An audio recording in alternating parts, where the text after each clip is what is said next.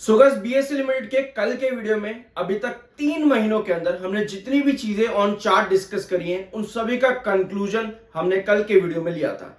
जैसे कि 2520 का रेस्ट्रिक्शन और वहां से गिरावट किस किस लेवल पर कैसे आई है और कितनी आई है, और जो आपको ब्रेकआउट 2020 से मिला है वो किन किन लेवल से क्या आपका हैंगिंग बेस बना करके मिला है, सभी चीजें कल के वीडियो में एक साथ कंक्लूड हमने कर ली थी। अब मार्केट एक्सपर्ट्स के एक नए टारगेट आ चुके हैं। कल के दिन हमने एक और टारगेट डिस्कस किया था मार्केट एक्सपर्ट्स की तरफ से जो कि नेगेटिव था 1 ईयर को लेकर के, लेकिन अब पॉजिटिव टारगेट भी है दिवाली तक का। अगर ये टारगेट अचीव होता है तो जिन्होंने 202 पे एंट्री करी थी, 2020 पे एंट्री करी थी, उनके लिए बहुत बढ़िया चीज मौका और बन जाएगा बड़ा।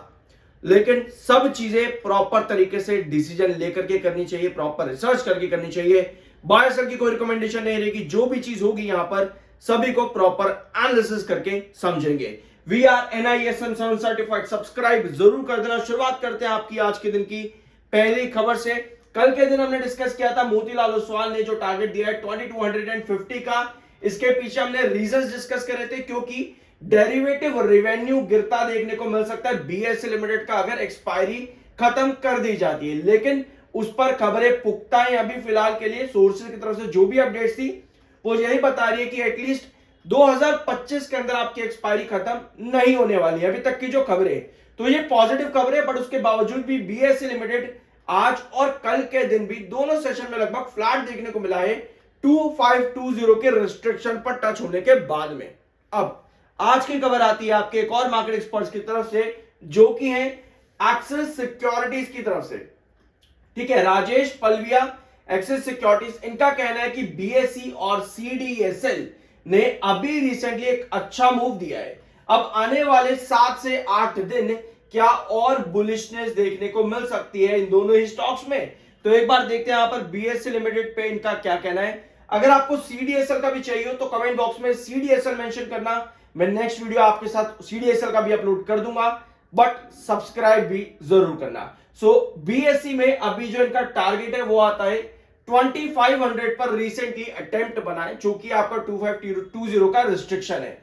तो रिसेंटली सेशंस के अंदर 2500 को ब्रेक करने के लिए एक स्ट्रॉन्ग मोमेंटम देखने को मिला, बट 3 से 4% की रैली यहां से और देखने को मिल सकती है। अगर स्टॉक 2500 को क्रॉस करके सस्टेन करता है तो फर्दर 3 से 4% और रैली देखने को मिल सकती है टुवर्ड्स 2600 की रैली देखने को मिल सकती है दिवाली तक।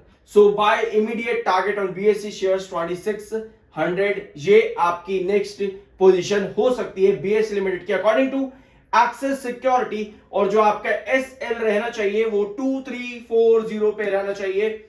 और आपको पता है कि 2340 क्या है, 2340 एक इंपॉर्टेंट बेस जो कि अगस्त में देखने को मिलता था, और अभी भी यहां पर एक बेस बनना जरूरी है। अगर गिरावट आती है तो 2340 एक इंपॉर्टेंट बेस बनना जरूरी है। बट ये पोजीशन है मार्केट एक्सपर्ट्स की तरफ से, लेकिन हमें तो भैया हर दिन हर घड़ी मार्केट को भी देखना पड़ता है, उसके बाद डिसीजन लेने पड़ते हैं ना। तो इसी वजह से कोई भी ओपिनियन कहीं भी आप कुछ भी सुनो, पहले मार्केट को समझो, उसके बाद कोई भी डिसीजन लो बाय या फिर सेल का।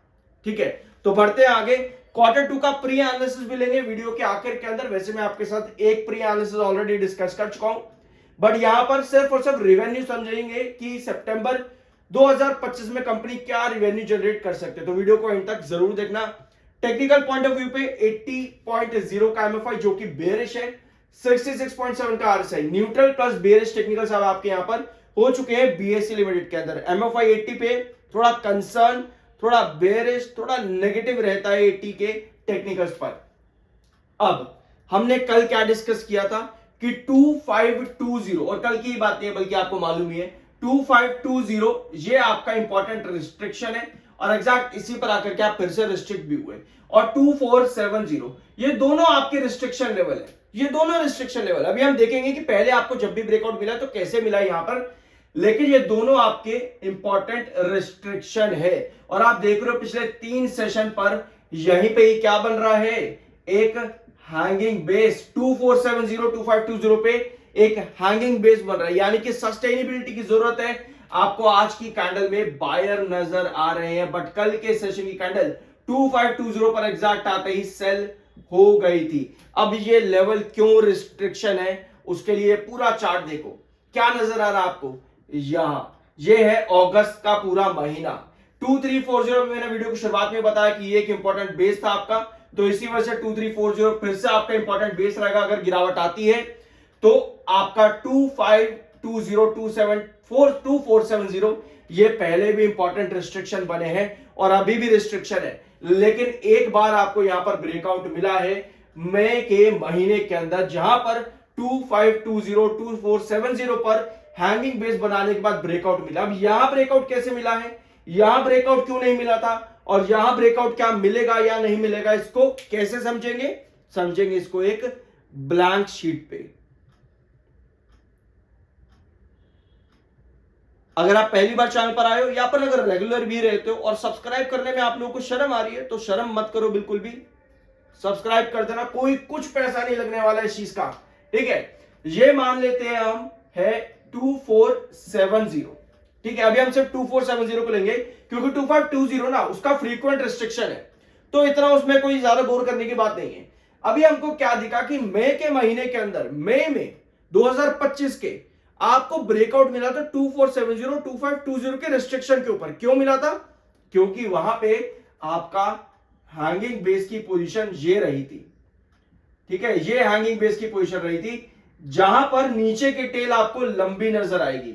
अब जब भी आपको इस तरह की पोजीशन नजर आने लगे किसी भी रिस्ट्रिक्शन पर, जहां पर नीचे की टेल लंबी हो और अचानक से दो सेशन आपकी सस्टेनेबिलिटी बन जाए रिस्ट्रिक्शन के ऊपर, यानी क्लोजिंग रिस्ट्रिक्शन के ऊपर आने लग जाए, उसको हम कहते हैं सस्टेनेबल ब्रेकआउट। जब तक ये कंडीशन नहीं बनती है तब तक हमारे पास रिस्ट्रिक्शन बहुत स्ट्रांग रहता है, वहां सस्टेनेबल ब्रेकआउट या फिर हैंगिंग बेस को सस्टेन करने की पोजीशन जो है वो बहुत कम रहती है।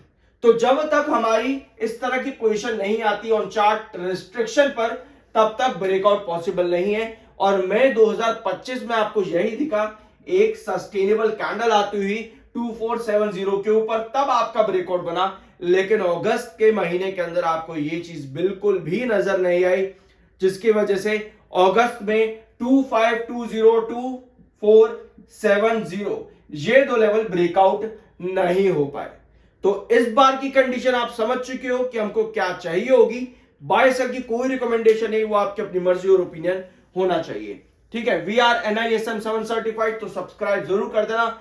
अब आते हैं कंपनी के नंबर्स। कंपनी के रेवेन्यू क्या देखने को मिल सकते हैं सितंबर क्वार्टर में। अभी कंपनी ने डेट्स अनाउंस नहीं की है, मैं आपको पहले बता दूं, जैसे ही अनाउंस करेगी मैं आपके साथ बता दूंगा कि क्या डेट कंपनी की होने वाली है।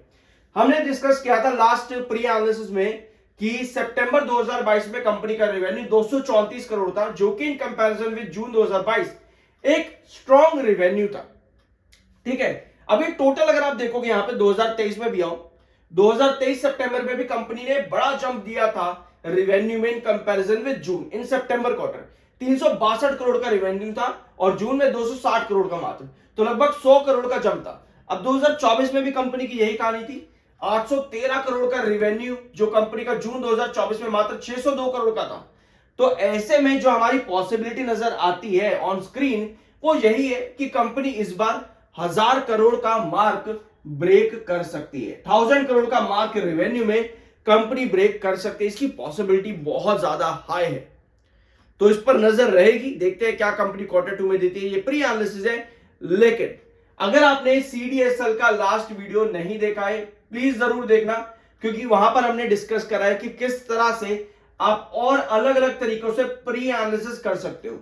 प्री एनालिसिस जरूरी इसलिए होता है क्योंकि आपको मालूम होना चाहिए कि कंपनी नंबर कैसे प्रोवाइड करेगी। एक एजम्पशन आपको वहां पर मिल जाता है, एक प्रेडिक्शन आपको वहां पर मिल जाती है, पॉसिबिलिटी मिल जाती है कि कंपनी के नंबर अच्छे आ सकते हैं तो वहां पर शेयर पर क्या इंपैक्ट पड़ेगा, बुरे आ सकते हैं तो शेयर पर क्या इंपैक्ट पड़ेगा। जैसे इरेडा का हमने प्री एनालिसिस लिया था, जरूर जाकर के चेकआउट करना, मजा आ जाएगा। मजा जिसको कहते हैं, सीरियसली मजाक नहीं कर रहा। आप कहोगे भैया 2 गुना प्रॉफिट बोला, भैया 2 गुना प्रॉफिट है। आप कहोगे भैया रेवेन्यू इतना तगड़ा बताया, भैया रेवेन्यू भी तगड़ा आया। तो प्री एनालिसिस इसलिए जरूरी होता है। और फिर क्या क्या रेट आने कल के दिन, डायगोनल के ऊपर का ब्रेकआउट दे दिया, ठीक है, 3.5% के आसपास का ब्रेकआउट दे दिया। उसको बाद में सस्टेन करा कि नहीं करा दिन के आखिर में, वो मैंने देखा नहीं अभी तक, बट यस कल अच्छा पोजीशन था क्योंकि नंबर्स अच्छे आने की पॉसिबिलिटी थी। हमने प्री एनालिसिस में डिस्कस किया था और नंबर कंपनी के आए भी, तो डायगोनल के ऊपर ब्रेकआउट दे दिया, ठीक है। इसलिए जरूरी होता है आपका प्री एनालिसिस। आई होप कि ये वीडियो आपको पसंद आया होगा। बाय सेल की कोई रिकमेंडेशन नहीं है, मिलता है अगले वीडियो में।